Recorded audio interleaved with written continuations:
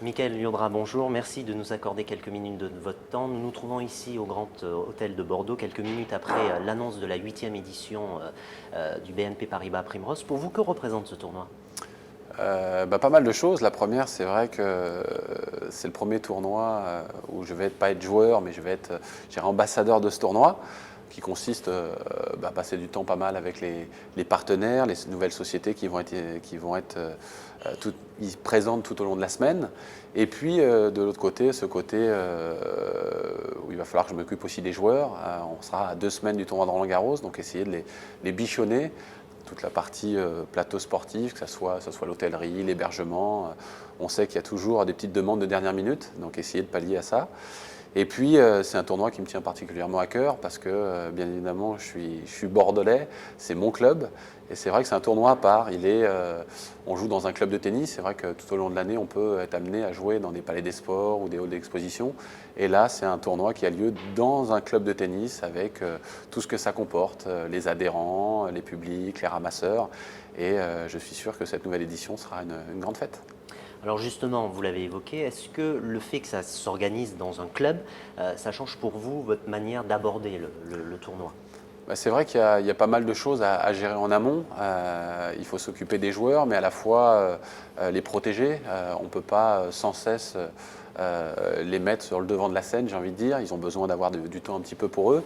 Donc on a mis tout en place un service, je dirais, à l'étage avec bien sûr des kinés, des ostéos, et puis un salon qui va leur permettre de se reposer un petit peu. Une nouvelle salle de gym cette année qui sera mise en place pour qu'ils puissent bosser un petit peu.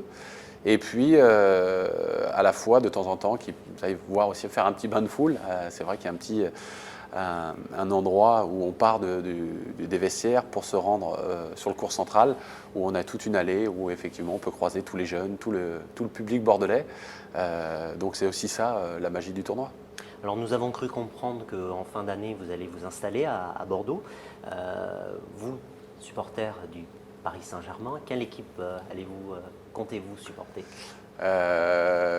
Aujourd'hui, même si je vais m'installer à Bordeaux, très très content de venir ici dans quelques semaines. Maintenant, je suis parisien de nature et c'est vrai que le football parisien m'inspire un petit peu plus que le football girondin en ce moment, on va dire. Mais il n'est pas exclu que peut-être dans le futur, je vienne encourager les Girondins, bien évidemment. Mais je ne peux pas enlever ma passion pour les Parisiens. Alors l'an dernier, vous avez annoncé votre arrêt de votre carrière en simple. Malheureusement, votre saison a été perturbée par une blessure au coude. Aujourd'hui, qu'en est-il de sa guérison? J'ai repris le tennis la semaine dernière, après 4 mois et demi d'arrêt. Je me suis fait opérer. Ils m'ont retiré un bout du tendon, donc du coup, il a fallu pas mal de temps, pas mal de rééducation pour retrouver la forme. Et voilà, donc je suis tout doucement ma rééducation. Je tape 30 minutes, 45 minutes tous les 2 jours. Pour l'instant, zéro douleur. Mais voilà, aujourd'hui, c'est compliqué de dire quand sera ma reprise, effectivement, sur quel tournoi. Je pense que ça risque d'être compliqué pour le tournoi de Roland-Garros, qui approche à vitesse grand V. Mais il n'est pas exclu que je reprenne sur une surface que j'adore, l'herbe, les tournois sur gazon qui seront tout de suite après le tournoi de Roland-Garros. Alors votre carrière est également associée à l'équipe de France de Coupe Davis où vous avez officié pendant 14 ans. Aujourd'hui, le fait de vouloir la réintégrer en double, c'est votre ultime défi tennistique? C'est une des raisons qui me tient encore en vie et qui me donne envie encore de jouer au tennis. C'est vrai que la Coupe Davis m'a tellement fait vibrer, m'a tellement apporté que dès qu'effectivement il y a une rencontre, je ne peux pas m'empêcher une seule seconde de ne pas faire partie, ou du moins d'essayer de faire partie de cette équipe. La concurrence est rude, les joueurs sont très forts devant.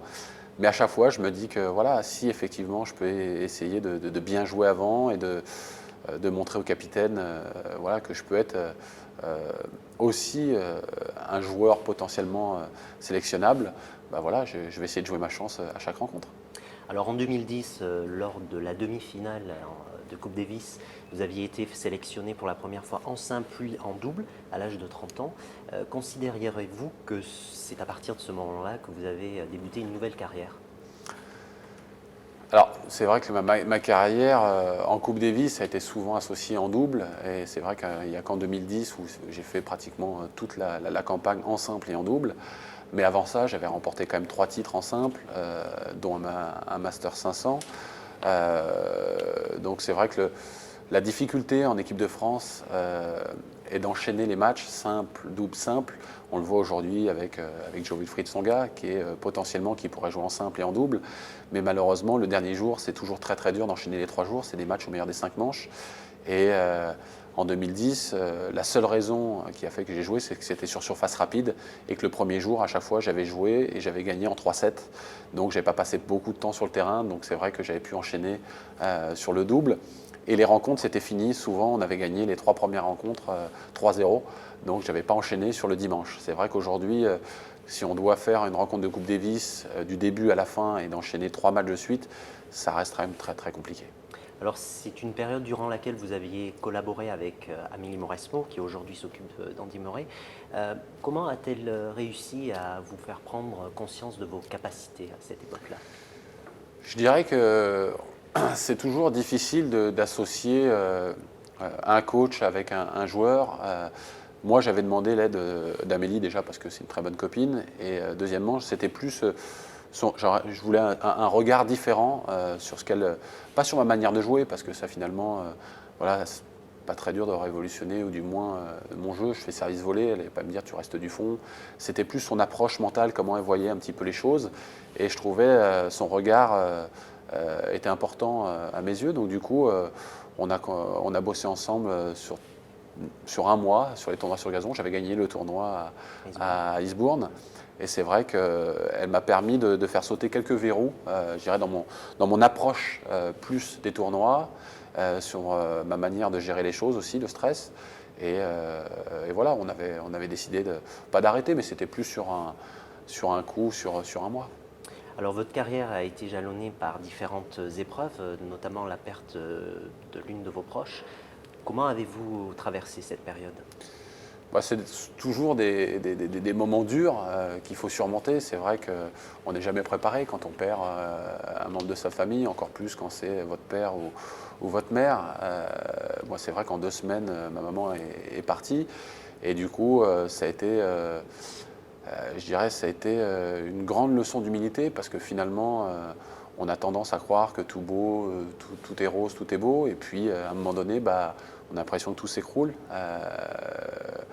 J'ai la chance d'avoir une femme extraordinaire, d'avoir 3 enfants. C'est vrai que ça m'a permis de rebondir et que, bah, à un moment donné, on n'est plus le fils d'eux, mais on devient le père de ses enfants. Donc du coup, bah, ça fait grandir, ça fait mûrir. Et c'est vrai qu'à un moment donné, ça m'a permis aussi de me poser certaines questions. Peut-être qu'à un moment donné, dans une carrière, on peut se mentir un petit peu à soi-même, se cacher derrière certaines choses. Et puis là, bah, on voit la vérité en face et puis on essaye d'avancer, de reconstruire certaines choses. Et même si à un moment donné, on peut dire que c'est toujours dans les moments durs ou dans les situations difficiles qu'on se relève et qu'on voit si on est un champion, ça m'a aidé à un moment donné dans ma vie d'homme aussi. Et c'est comme ça qu'on avance. Alors, pour revenir ici à Bordeaux, nous nous trouvons dans une région où vous pouvez assouvir votre passion pour l'œnologie. Est-ce que, en vous installant ici à Bordeaux, vous souhaitez, comme vous avez pu le faire dans le nord de la France, ouvrir un bar à vin, quelque chose à vous? Est-ce que c'est une idée qui vous trotte dans la tête? Il y a des beaux projets qui sont envisageables. Ici à Bordeaux, c'est vrai que le fait de m'installer ici, dans cette région mondialement connue, c'est vrai que ça laisse rêveur. Maintenant, voilà, je vais prendre un petit peu de temps de m'installer, de voir vraiment ce que j'ai envie de faire. J'ai pas mal de missions à travers le club aussi, pas simplement pour le tournoi, mais à côté aussi. Et bien évidemment que je vais m'investir. Peut-être pas dans un bar à vin, mais voilà, on a une activité de négociant aussi avec un copain, donc on va essayer de développer ça et pourquoi pas de nouvelles choses vont être créées, bien évidemment, pourquoi pas l'achat de vignes aussi dans la région.